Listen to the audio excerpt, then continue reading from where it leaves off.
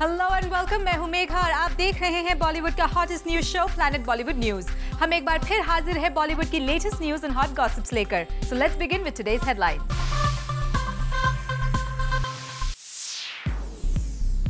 करण जौहर की birthday party में किसने करवाई प्रियंका की एंट्री? शाहिद बदमाश और कमीने बनने के बाद अब बन रहे हैं बदतमीज। खान्स पर दिए बयान पर सोनम ने क्यों लिया यू टर्न? किसने किया विद्या की पॉपुलैरिटी को राखी से कंपेयर? और दिखाएंगे अनुराग कश्यप का एक एक्सक्लूसिव इंटरव्यू। प्रियंका और करण जौहर के झगड़े से पूरा बॉलीवुड वाकिफ है और हाल ही में खबर आई थी कि करण जौहर के बिग बर्थडे बैश में प्रियंका इनवाइटेड नहीं थी, लेकिन अब जूम को पता चला है कि प्रियंका को इस बर्थडे पार्टी में दिलवा रहा है कोई एंट्री। कौन है वो शख्स, इन्वेस्टिगेट करेगी आज की हमारी टॉप स्टोरी। मल्टीटास्किंग करना आता है मुझे, मल्टीटास्किंग करना आता है मुझे। प्रियंका ने वाकई कुछ ऐसा किया है जिसने उन्हें साबित कर दिया है एक सक्सेसफुल मल्टीटास्किंग एक्ट्रेस। सेल्यूलॉइड पर नहीं, बल्कि बात हो रही है प्रियंका की सोशल लाइफ की। आप किस मुद्दे के बारे में पूछ रहे हैं मुझसे? आप किस मुद्दे के बारे में पूछ रहे हैं मुझसे? मुद्दा है प्रियंका और करण जौहर के बीच बढ़ती जा रही कड़वाहट का, लेकिन जूम आपको बताने जा रहा है कि प्रियंका ने जीत लिया है करण जौहर का दिल। प्रियंका चोपड़ा को मिल गया है करण जौहर की बर्थडे पार्टी का इनवाइट। जी हाँ, 25 मई को होने वाले करण के उसी बर्थडे बैश में अब प्रियंका भी नजर आ सकती हैं, जिस पार्टी की तैयारियां पूरा बॉलीवुड कर रहा है। Yes, of course. It's like a big event in our calendar, and I think everyone's been planning for a very long time. Who's wearing what you're wearing, who's doing hair, who's doing makeup. It's a big event. Deepika Padukone, Saif Kareena, Shahrukh, Gauri के अलावा इस party की guest list में बॉलीवुड की सभी बड़ी हस्तियां शामिल हैं। जूम ने पहले ही आपको बताया था कि इस ग्रैंड पार्टी की गेस्ट लिस्ट में सिर्फ राम गोपाल वर्मा और प्रियंका चोपड़ा का नाम शामिल नहीं किया गया है।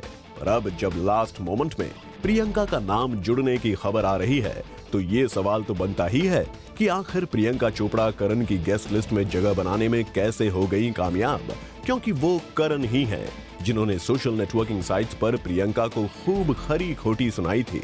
खबरें तो ये भी थीं कि करण ने प्रियंका को अपनी फोन की कॉन्टैक्ट लिस्ट से भी हटा दिया है। फिर आखिर वो कौन है जो पीस मेकर बनकर करवा रहा है करण प्रियंका का पैचअप?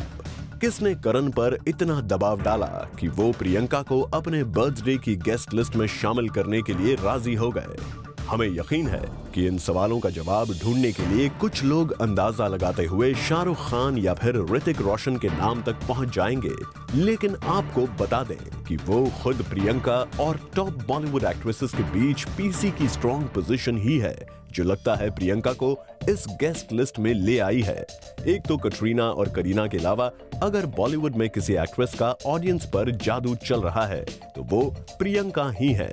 उस पर प्रियंका चोपड़ा खुद पर लगते रहे शाहरुख से नजदीकियों के इल्जाम सहते हुए अब भी खुलकर शाहरुख को सपोर्ट करती नजर आ रही हैं और कह रही हैं कि शाहरुख ने वानखेड़े में जैसा भी रिएक्ट किया बिल्कुल सही किया।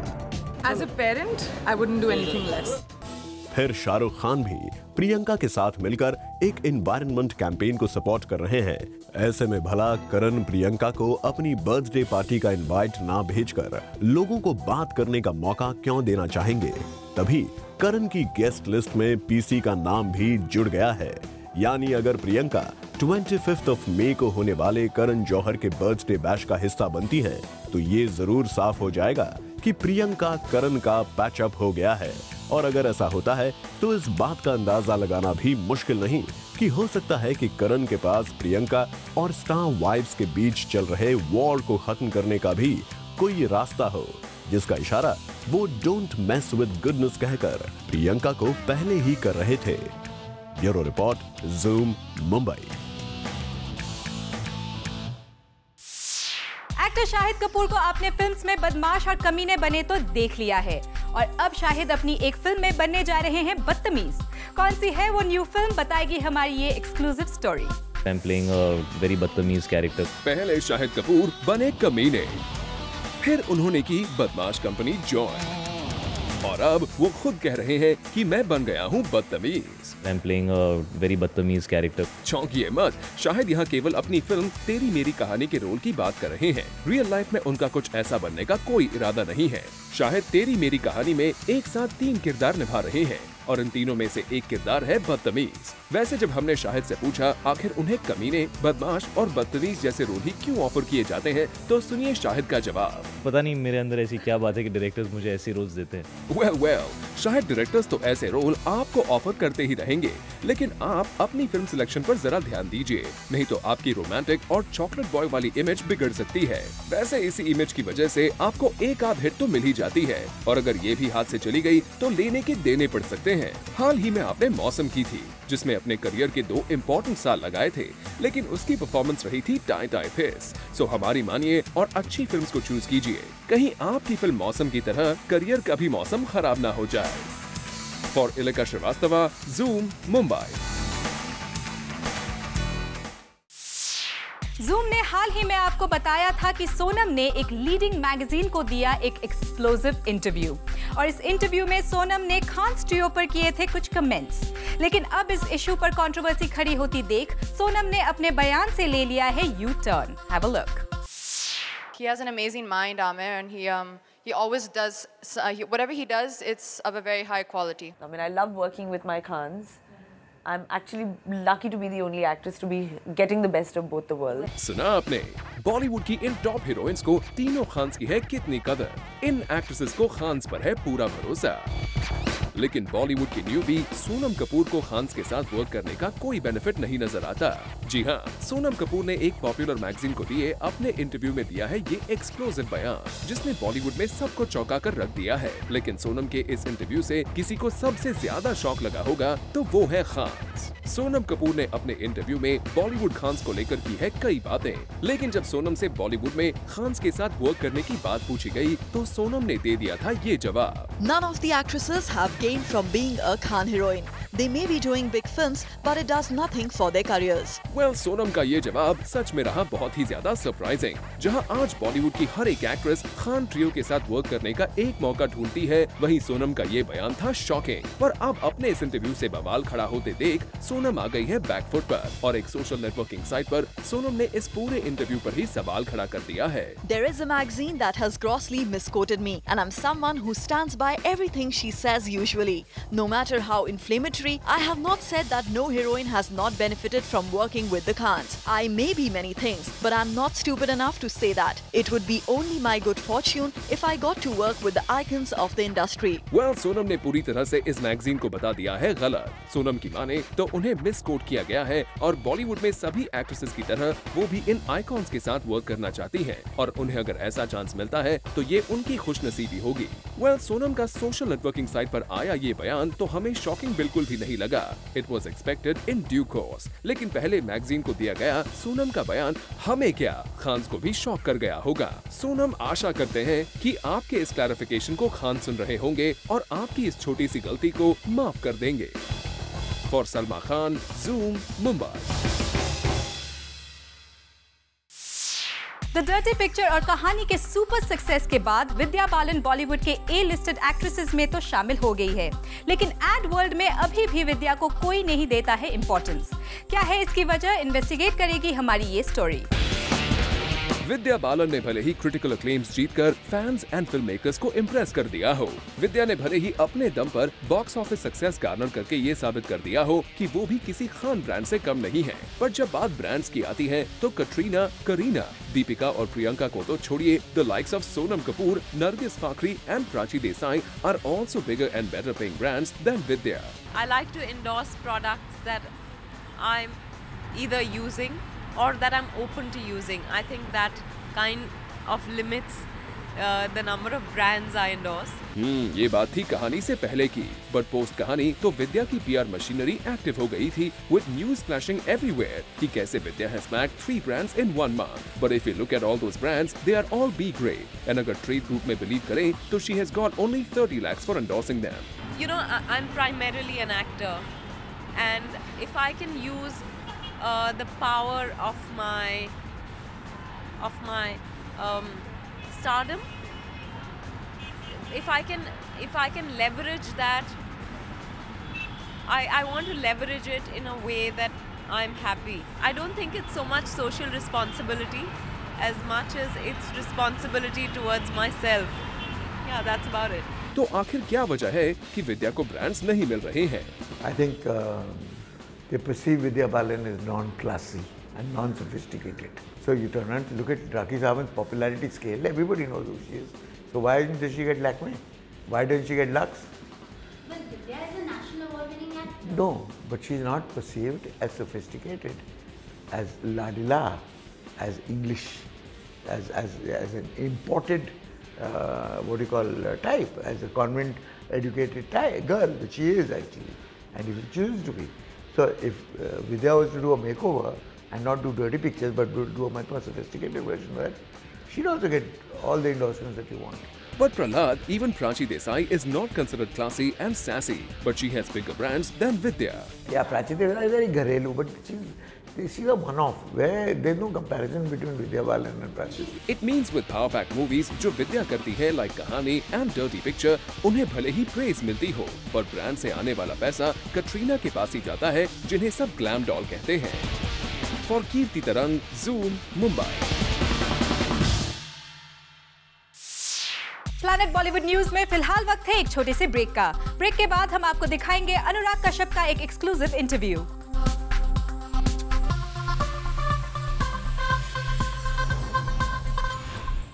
अनुराग कश्यप अपनी वसेपुर की गैंग को लेकर पहुंच गए हैं कान फिल्म फेस्टिवल, लेकिन अनुराग ने कान जाने से पहले जूम के साथ की एक्सक्लूसिव बात। Have a look. We are with Anurag Kashyap right now, जो आज है अपने प्रॉपर बिहारी बाबू अवतार में। Anurag, welcome on zoom.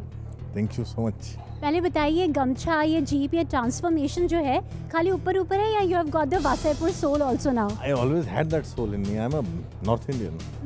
I was born in Gorakhpur. I grew up in Varanasi, so I have that soul in me already. Diction में तो नहीं लग रहा। अब आप बोलेंगे तो हम वैसी भाषा भी बोलने लग जाएंगे, ऐसा कोई दिक्कत नहीं। आप चाहते हैं हम वैसे बात करें तो हम बिल्कुल करेंगे। ये बताइए, आपकी मूवी कान में जा रही है तो वहाँ पर भी आप अपनी जीप और गमछा लेके जाने? फाइनली हम अनुराग को डिजाइनर सूट में देखेंगे, पोजिंग एंड पाउटिंग। नहीं, गमछा तो जरूर ले जाएंगे, डिजाइनर सूट भी होगा, पोजिंग भी शायद होगा, पाउटिंग नहीं होगा। अनुराग, आपने मार्केट की बात की, तो अगर वसेपुर के मार्केट की बात करें, येलो बूट्स को मिडिल ईस्ट में स्क्रीन्स मिलने में थोड़ी प्रॉब्लम हुई थी। How is the scene with Wasseypur? Vasipur, I think, will be a film. The ambition with Vasipur is that we should release Vasipur in every part of the world. Do you think finally Bollywood is waking to French cinema and giving the underrated directors and actors their due credit? I think we are going through a massive change. Our audience is changing, our cinema is changing, and I'm very happy about it. क्योंकि आप देखो भी क्या होता है कि आपकी Housefull 2 hit होती है, साइमल्टेनियसली विकी डोनर भी हिट होती है, कहानी भी हिट होती है, शहजादे भी हिट होती है, और ये क्या नाम है, पान सिंह तोमर भी चलती है। तो एक ऐसा टाइम आ गया जिसके लिए हम लोग लड़ते हैं कि सारा सिनेमा को एग्जिस्ट करना चाहिए। Anurag, like now that you have come into mainstream, हम अनुराग कश्यप को 100 करोड़ की मूवी का बजट ये वाली मूवी बनाते हुए कब देखेंगे? जल्दी देखेंगे। विद ये नहीं बता सकता मैं, जल्दी देखोगे, जल्दी देखोगे। Bombay Velvet is going to be the one. Bombay Velvet will be very expensive film. 100 crore तो नहीं बोलूँगा, 100 करोड़ बहुत ज़्यादा है, but yes, Bombay Velvet is going to be extremely expensive film, and I am very happy I have got an actor like Ranbir Kapoor, who is probably one of the most exciting actors today in the business, and he likes my script and I'm very happy. And who's the female lead? Because there have been so much of speculation about it. Sometimes it's Anushka, sometimes it's someone else. Yeah, the speculation will go on because we have in a way locked this female lead. The contracts are not yet signed. जब contracts sign हो जाएगा ना तब मैं बोलूँगा, क्योंकि ये industry में चीज़ें गड़बड़ जाती हैं कई बार। After Vasipur, what you are working on? After Vasipur, I'll be making this small film called Ugly. Ugly. हाँ, Ugly. और उसके बाद में Why Ugly? Because the film is called Ugly, because the script is called Ugly. Why it is called Ugly? Huh? Because it's my ugly film. That's all we are going to know about it. Yes, it's a thriller. That was Anurag Kashyap in his jeep going straight to Cannes with cameraman Hari, Kirti Tarang, Zoom Mumbai. दबंग 2 सलमान के भाई अरबाज की directorial debut film है और इस बात को सलमान अच्छी तरह से समझते हैं। तभी तो इस फिल्म के सेट्स पर सलमान ने एक्टिंग के साथ साथ संभाल ली है डायरेक्शन की जिम्मेदारी भी। Don't believe us? Find out in our next story. Salman set पे एक एक्टर हैं, सलमान एक सेट पर एक स्टार हैं, और मैं एक डायरेक्टर हूं, और मैं एक नया डायरेक्टर हूं। और बात शायद इसी बात से आपके भाई सलमान खान भी सहमत हैं कि आप एक नए डायरेक्टर हैं। तभी तो सलमान दबंग 2 के सेट्स पर कई बार खुद से ही कॉल ले लेते हैं। जी हाँ, ये तो हमने आपको पहले ही बताया था कि सलमान खान दबंग 2 के गोस्ट डायरेक्टर बन गए हैं। अब सुनने में आया है कि रिसेंटली दबंग 2 के सेट्स पर 400 डांसर्स मंगवाए गए थे for shooting a song sequence. जब सलमान खान सेट पर पहुंचे तो वहां वो 400 डांसर्स देखकर चिढ़ गए। सोर्सेस की माने तो सलमान को वहां इन 400 डांसर्स की मौजूदगी पसंद नहीं आई और यही वजह थी कि उन्होंने ये कॉल ले लिया कि वो ये सॉन्ग सीक्वेंस अकेले ही शूट करेंगे और वहां से इन डांसर्स को जाने को कह दिया। Filmmaking is not a film with dictatorship. Right. It's a film where सबकी फिल्म है, वो एक्टर की भी फिल्म है, डायरेक्टर की भी फिल्म है। हाँ Arbaaz, We to know film पर राइट सबका होता है, बट इट सीम्स कि इस फिल्म पर राइट डायरेक्टर से ज्यादा एक्टर का है। आफ्टर ऑल हो भी क्यों ना, आप तो एक नए डायरेक्टर है ना। सलमान सेट पे एक एक्टर हैं, सलमान एक सेट पर एक स्टार हैं और मैं एक डायरेक्टर हूँ और मैं एक नया डायरेक्टर हूँ। For Salman Khan, Zoom, Mumbai. Planet Bollywood news में फिलहाल वक्त है एक और छोटे से ब्रेक का, लेकिन आप कहीं मत जाइएगा क्योंकि ब्रेक के बाद भी बाकी है बहुत कुछ खास। So stay with us.